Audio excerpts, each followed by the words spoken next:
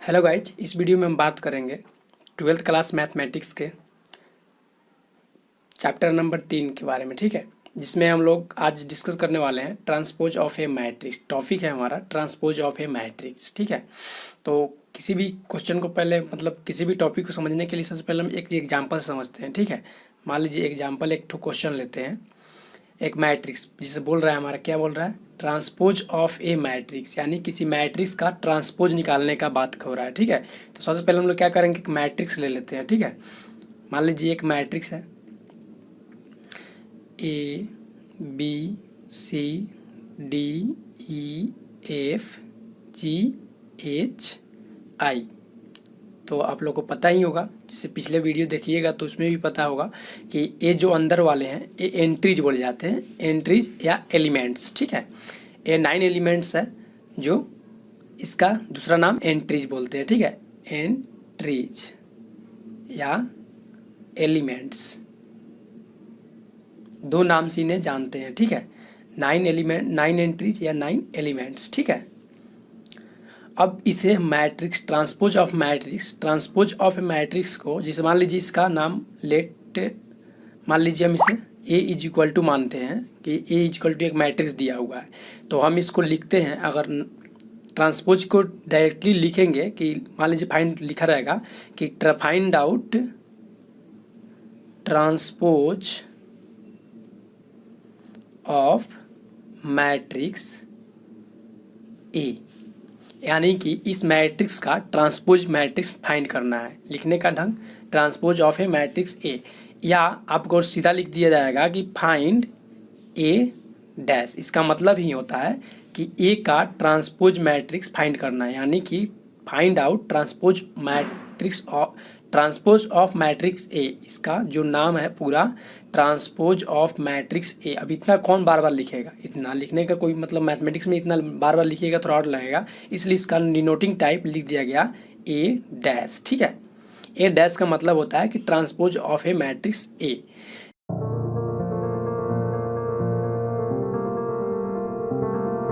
तो अब हम ट्रांसपोज मैट्रिक्स के बारे में जान रहे हैं कि मैट्रिक्स ये हो गया। अब ट्रांसपोज ऑफ ए मैट्रिक्स कैसे फाइंड किया जाता है उसके बारे में जानते हैं। मान लीजिए मैट्रिक्स दिया हुआ है ना, तो इसका मैट्रिक्स में जो एलिमेंट्स है, ए एलिमेंट्स और ए एलिमेंट्स और ए तीनों एलिमेंट्स हैं। यहाँ पे 3 एलिमेंट्स है, सेकेंड रो में और थर्ड रो में 3 एलिमेंट्स हैं।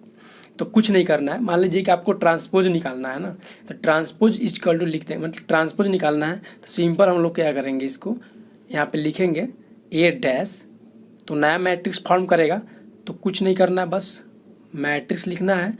और ए बी सी है तो कुछ नहीं करना है, इसको उसमें रो है, यहाँ पे कॉलम वाइज हम लिख देंगे। फर्स्ट कॉलम बना देंगे फर्स्ट रो का। ठीक है, और सेकंड कॉलम है, यहाँ पे सेकंड रो है, तो सेकंड रो है तो सेकंड रो को सेकंड कॉलम में कन्वर्ट कर देंगे। क्या हो जाएगा, डी ई एफ, यानी थर्ड रो को थर्ड कॉलम, यानी जी एच आई। एक क्या हो गया, ए डैश, यानी कि ट्रांसपोज ऑफ ए मैट्रिक्स। क्या हो गया, transpose of a matrix A B C, यानी कॉलम वाइज। यहाँ पे रो वाइज रो वाइज लिखे और यहाँ पे कॉलम वाइज। तो इसका ही अगर शॉर्ट में पढ़ा जाए तो एवरी एलिमेंट्स अरेंज इन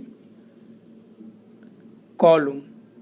ठीक है, कॉलम कह सकते हैं, मतलब कि रो है तो कॉलम, यानी कि रो को एवरी चेंज इन कॉलम या कॉलम को रो। तो इसी का शॉर्ट फॉर्म होता है आर इंटरचेंज सी, यानी कि इसको शॉर्ट में इस तरह भी लिख सकते हैं, आर इंटरचेंज सी। इसको अगर एक बार करते हैं तो ए डैश आएगा। ठीक है, यानी कि ट्रांसपोज ऑफ ए मैट्रिक्स। और इसी को दोबारा करते हैं, तो दोबारा करने से आप लोग देख ही सकते हैं कि ए है, बी है और सी है। तो ए वाला अगर इस वाला को और ए रो को फिर से एक कॉलम में लिखेंगे तो क्या फाइंड होगा, ए वाला। तो फाइनली हम लोग लिख सकते हैं कि ए डैश जो होता है और इसका भी डैश निकालते हैं तो क्या होगा, ए आ जाएगा।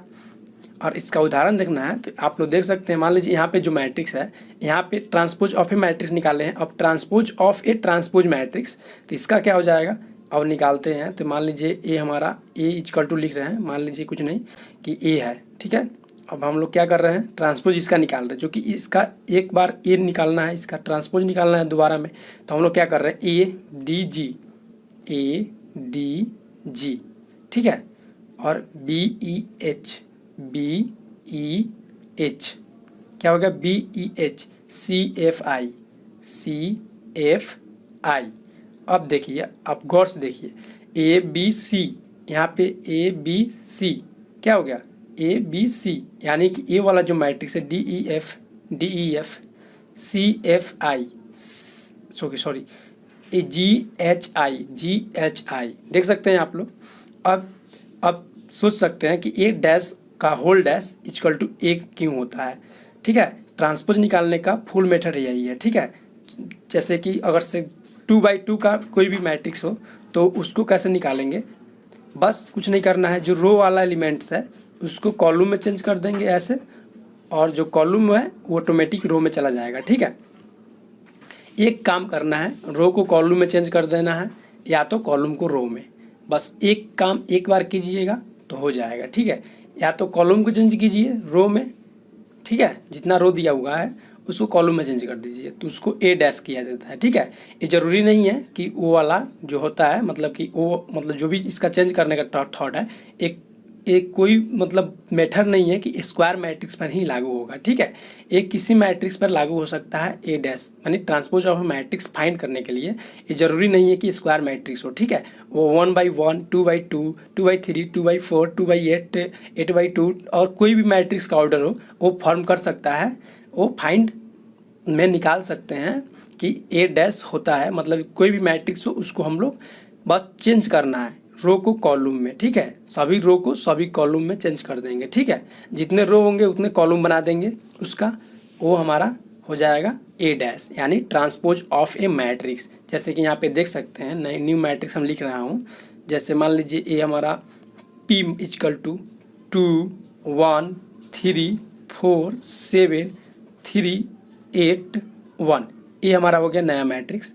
अब इसका हमको निकालना है P डैश, यानी कि transpose of A P matrix P। तो क्या हो जाएगा, एक क्या था हमारा 1 2 3 4/2 का मैट्रिक्स है।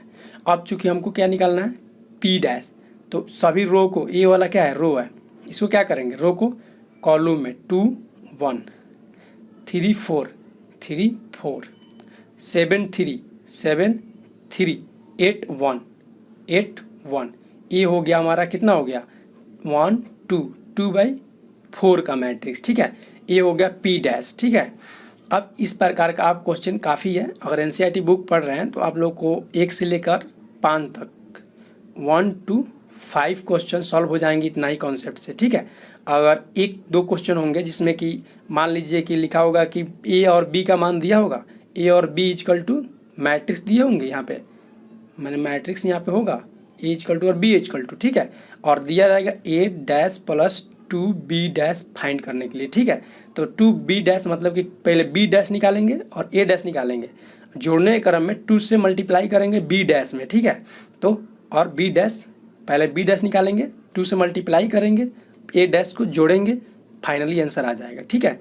और बहुत जगह होगा कि आपको A दिया होगा, B दिया होगा और कहेगा A dash plus B dash निकालने के लिए, और नहीं तो A plus B dash equal to A dash plus B dash सिद्ध करने के लिए। यानी कि इसमें है कि आपको A मैट्रिक्स और B मैट्रिक्स को पहले जोड़ना है, फिर उसका डैश निकालना है। और इसमें क्या करना है कि A डैश निकालना है, B डैश निकालना है अलग अलग, और दोनों को जोड़िएगा, दोनों इक्वल टू इक्वल आएगा, सिद्ध करने वाला है तो इक्वल आएगा ही, ठीक है। इस प्रकार से सॉल्व करना है, और आप बनाइए और देखिए, जो भी क्वेश्चन फंसेगा, मतलब कि नहीं सॉल्व होगा, प्लीज़ कमेंट कीजिए और उस क्वेश्चन को मैं सॉल्व करूँगा। फर्दर मैं 1 से 5 क्वेश्चन के बारे में बात नहीं करूँगा, फिर अगला वीडियो जो आएगा उसके आगे वाले क्वेश्चन को लेकर आएगा, ठीक है।